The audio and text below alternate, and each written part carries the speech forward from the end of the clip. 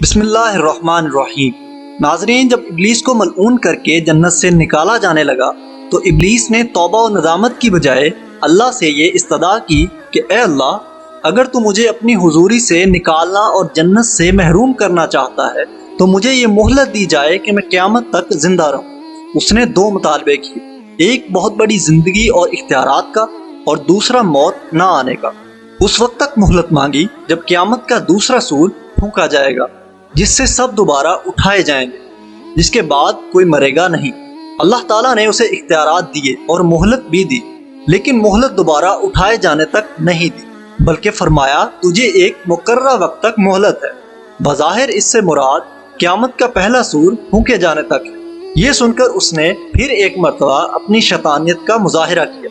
چونکہ آدم علیہ السلام کی بدولت اس کو یہ رسوائی نصیب ہوئی، وہ اللہ تعالیٰ سے کہنے لگا جب تو نے مجھے راندہ درگاہ کر ہی دیا تو میں بھی آدم کو اور اس کی اولاد کو رسوا کروں گا اور ہر طرح سے ان کو گمراہ کروں گا۔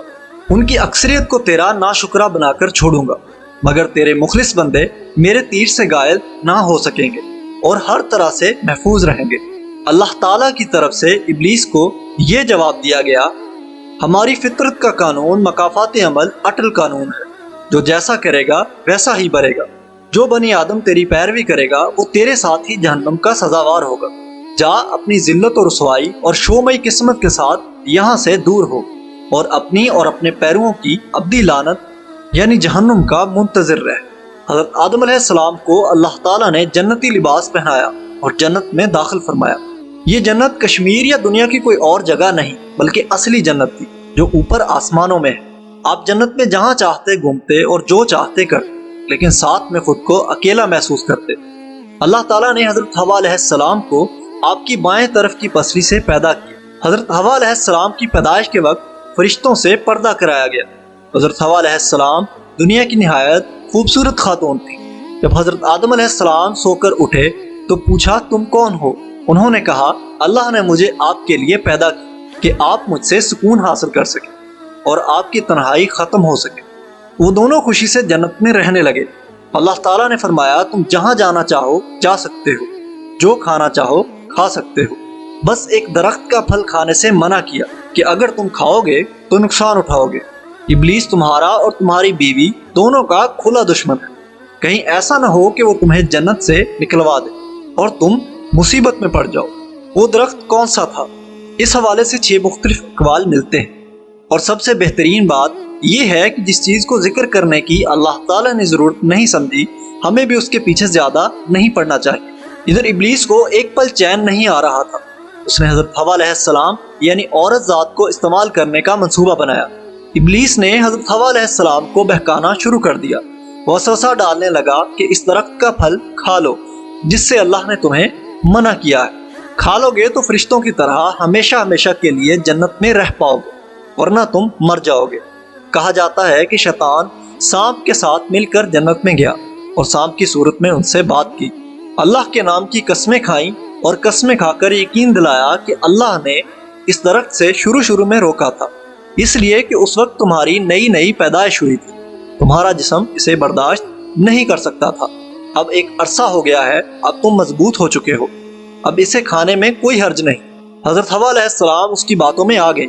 وہ سمجھ رہی تھی کہ اللہ کے نام کی قسم کھا کر کوئی غلط بات نہیں کر سکتا۔ حضرت حوا علیہ السلام نے حضرت آدم علیہ السلام کو قائل کر لیا کہ اس درخت کو کھانا پہلے ہمارے لیے درست نہ تھا، لیکن اب درست ہے۔ آپ علیہ السلام اللہ تعالیٰ کے ارشاد کے کچھ اہم الفاظ بھول گئے۔ یہ بھی یاد نہ رہا کہ خود انسان فرشتوں سے افضل ہے۔ پھل کھا کر فرشتہ بننے کی کیا ضرورت؟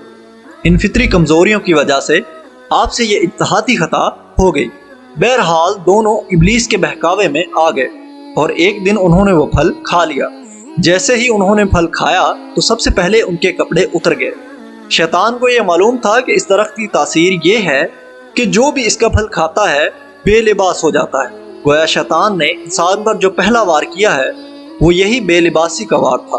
خواتین کو یہ بات اچھی طرح سمجھ لینی چاہیے۔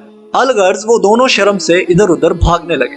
انہیں احساس ہو گیا تھا کہ ہم سے اللہ کی نافرمانی ہو گئی ہے، لیکن ظاہر ہے کہ حضرت آدم علیہ السلام کی یہ اجتہادی خطا تھی۔ نافرمانی کا تصور تک ان کے دل میں نہ تھا۔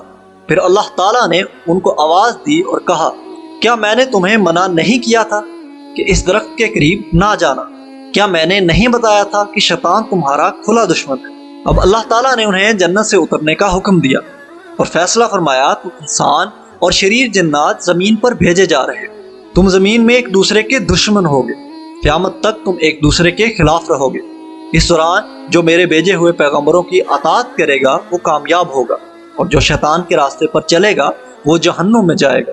تمہیں ایک وقت تک دنیا میں رہنا ہوگا، فائدے اٹھانے ہوں گے، تم یہیں زندگی بسر کرو گے اور یہیں مرو گے اور یہیں سے ہی دوبارہ اٹھائے جاؤ گے۔ دنیا میں کہا جاتا ہے کہ حضرت آدم علیہ السلام کا قد بہت بڑا تھا، شاید جنت کے 60 گز کے برابر۔ جب آسمان سے نیچے اتارا جا رہا تھا تو وہ دراز قد کی وجہ سے لہرا رہے تھے، اور اللہ تعالیٰ نے دراز قد کو مختصر کر دیا اور آپ دنیا کے 60 گز کے برابر ہو گئے اور سیدھے اترنے لگے۔ یہ بھی کہا جاتا ہے کہ حضرت آدم علیہ السلام اور حوا علیہ السلام دونوں کو الگ الگ مقامات پر اتارا گیا۔ انہوں نے اپنی غلطی پر توبہ کرنا چاہی لیکن الفاظ سمجھ نہیں آ رہے تھے۔ اللہ نے انہیں یہ کلمات سکھائے، ربنا ظلمنا انفسنا وان لم تغفر لنا وترحمنا لنکونن من الخاسرین۔ اے میرے پروردگار، ہم اپنی جانوں پر ظلم کر رہے ہیں، اور اگر آپ نے ہمیں معاف نہ فرمایا اور ہم پر رحم نہ کیا تو یقیناً ہم نامراد لوگوں میں شامل ہو جائیں گے۔ جب انہوں نے یہ کلمات کہے تو اللہ نے انہیں معاف کر دیا، اور وہ عرفات کے میدان میں ایک دوسرے کو تلاش کرنے میں کامیاب ہو گئے۔ یہیں سے دنیا میں انسانیت کے دور کا آغاز ہوا۔ حضرت حوا علیہ السلام نے 20 بار ولادت کی تکلیف اٹھائی۔ ہر بار جڑواں بچے پیدا ہوئے، ایک لڑکا اور ایک لڑکی۔ جو ایک ساتھ پیدا ہوتے تھے وہ سگے بہن بھائی کہلاتے تھے، ان کی شادی نہیں ہو سکتی تھی، اور جو الگ الگ پیدا ہوتے تھے ان کی شادی ہو سکتی تھی۔ انسانی آبادی کے لیے اس وقت اللہ تعالیٰ نے یہی حکم بطور شریعت نازل فرمایا تھا۔ اسی طرح حضرت حوا علیہ السلام نے کل 40 بچوں کو جنم دیا۔ حضرت آدم علیہ السلام نبی ہیں لیکن تشریحی نبی نہیں، بلکہ ان نبیوں میں سے ہیں جو دنیا کی شروعات میں تعلیم انسان کے لیے بھیجے گئے۔ حضرت آدم علیہ السلام نے اپنی اولاد کو وہ سب سکھایا جو اللہ تعالیٰ نے انہیں سکھایا۔ سب ایک اللہ کی عبادت کرتے، کھیتی باڑی کرتے اور جانوروں کو پالتے۔ اس پر اللہ تعالیٰ نے قرآن میں ارشاد فرمایا ہے، اے لوگو اپنے رب سے ڈرو جس نے تم کو ایک ہی جان سے پیدا کیا